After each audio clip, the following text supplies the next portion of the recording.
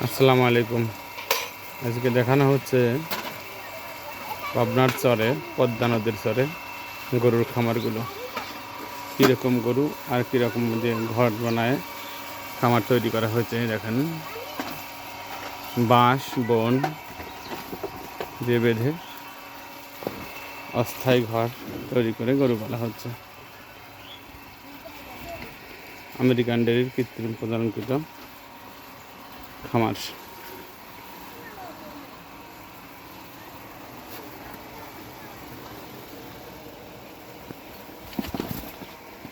এটি আমেরিকান ডেয়ারির 3157 নম্বর সালের বকনা বাচ্চা। এটাকে কৃত্রিম প্রজনন করা হবে এখন।